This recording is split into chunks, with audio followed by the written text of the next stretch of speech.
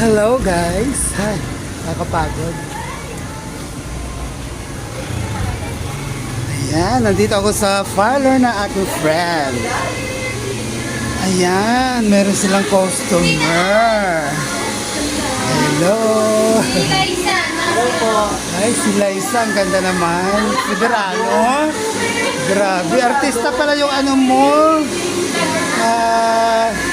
Beautician mo. Diba? Ang ganda. Ayan, mga beauties. Okay. Ay, ang ganda. Ang cute naman ang salon mo. Ang cute ng salon mo. Diba? O, yan ang may-ari ng salon na to. Si Madam Aisa. O, ayan. Yan ang may-ari. Ay, nakakaloka. Ang ganda. Oo nga, dahil ano ba yun?